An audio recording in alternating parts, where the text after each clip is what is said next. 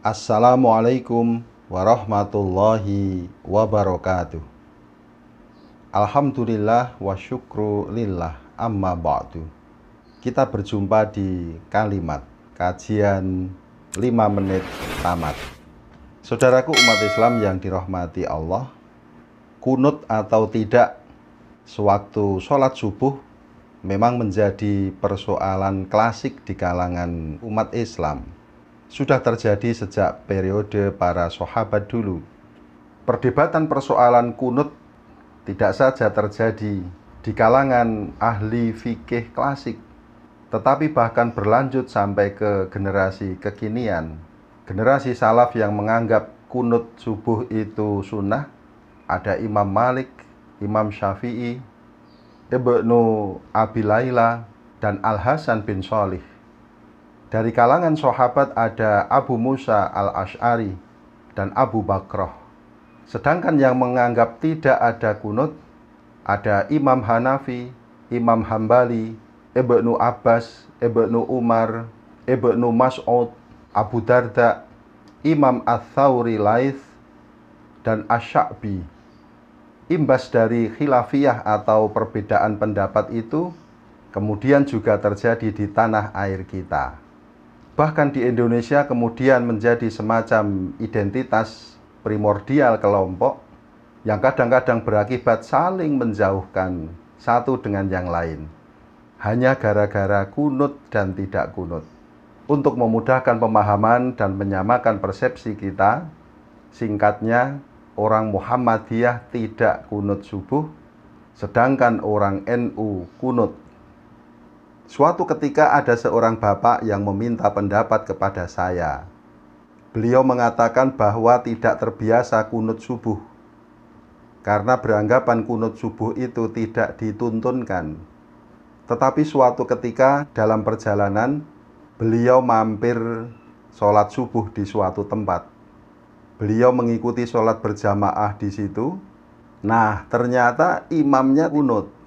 Kemudian karena beliau berpaham tidak kunut, maka beliau pun tidak mengikuti kunutnya imam dan hanya diam, menunggu imam sujud. Beliau bertanya kepada saya, apakah sikap saya benar? Maka kemudian saya menjawab, sebaiknya Bapak tetap mengikuti kunutnya imam. Meskipun Bapak berpandangan tidak ada kunut dalam sholat subuh. Maka kemudian terjadilah diskusi yang lumayan asyik di antara kami. Saudaraku umat Islam yang dirahmati Allah, Nabi SAW pernah bersabda, An Anas bin Malikin, anna Rasulullah sallallahu alaihi wasallam qala, innama ju'ilal imamu liyutamma bihi, fa idza kabbaro fakabbiru, wa idza raka'a farka'u, wa idza sajada fasjudu. Rawahul Bukhari. Dijadikannya imam itu untuk diikuti. Jika imam bertakbir, maka bertakbirlah kalian. Jika ruku, rukuklah kalian. Dan jika imam bersujud, sujudlah kalian.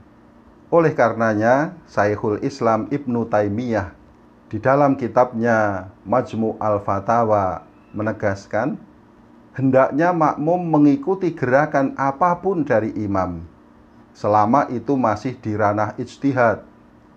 Termasuk kunut tadi adalah juga di ranah ijtihad, khilafiyah, bukan bid'ah. Oleh karenanya beliau Ibnu Taimiyah menegaskan, ikuti apapun gerakan imam. Pendapat ini pula yang diambil oleh Komite Fatwa Saudi Arabia, sekalipun mereka juga berpandangan bahwa tidak ada kunut di dalam sholat subuh. Maka saudaraku yang dirahmati Allah, jika imam berkunut, maka hendaknya makmum Muhammadiyah ikut pula berkunut. Sebaliknya bila imam tidak berkunut, maka makmum NU juga jangan berkunut. Mudah-mudahan perbedaan itu menjadi rahmat yang justru bisa mendekatkan kita, sehingga kita tetap toleran sebagai saudara sesama muslim. Wallahu a'lam. Mohon maaf bila ada kekurangan. Wassalamualaikum warahmatullahi wabarakatuh.